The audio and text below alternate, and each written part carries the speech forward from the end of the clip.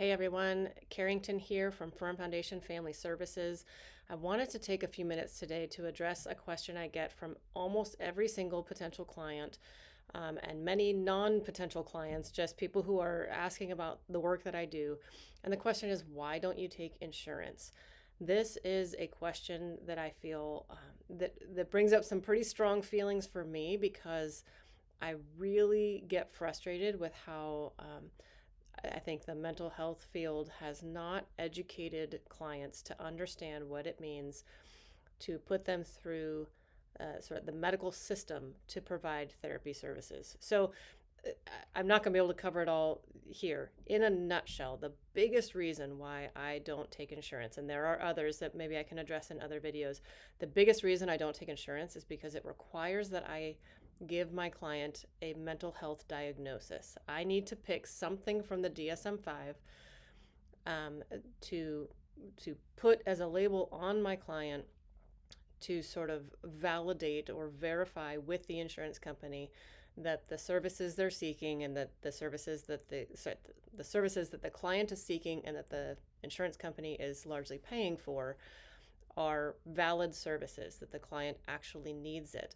Part of how I document that the client actually needs it is to give them a diagnosis. That means that I need to say they are mentally disordered in some way. Now, you could say there are some very benign sounding diagnoses, right? There are adjustment disorders, there are sort of generalized anxiety, non-specific to any particular situation sort of disorders um, that can be used and can fit a client's um, description of themselves or of their symptoms.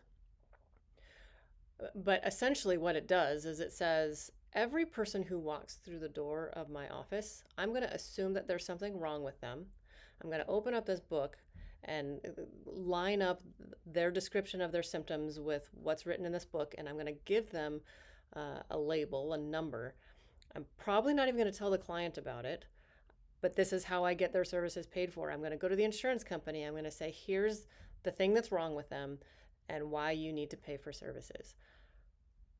I find this um, almost reprehensible on its face. If you've heard statistics about the mental health crisis in our society today, and statistics about how many minors or how many people or how many men or how many women have a mental health disorder or a diagnosed mental health disorder.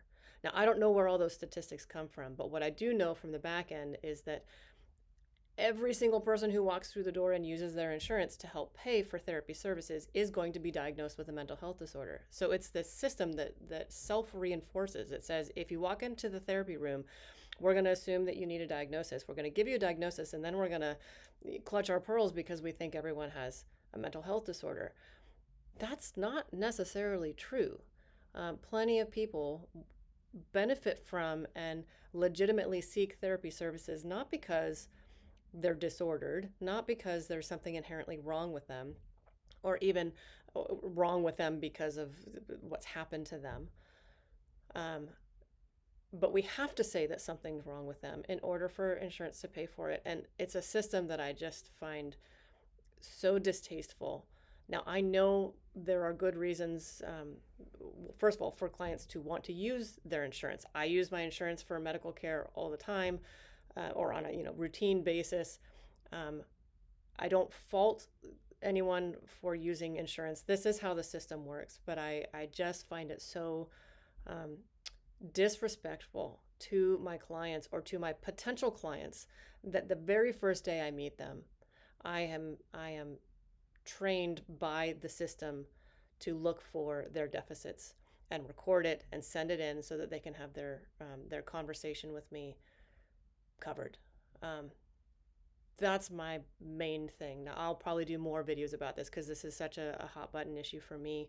But that's it in a nutshell. I care deeply about the well-being of my clients. I want the very best for them, and that starts with respecting the fact that I'm not going to assume that because they have something troubling going on in their life or they need some support or some help that something's wrong with them and that I'm going to go put something on their medical record that says, here's the thing that's wrong with them. Um, so that's my take for the moment. I'm sure more to come. All right. Please let me know your questions. I'd love to know your response to this.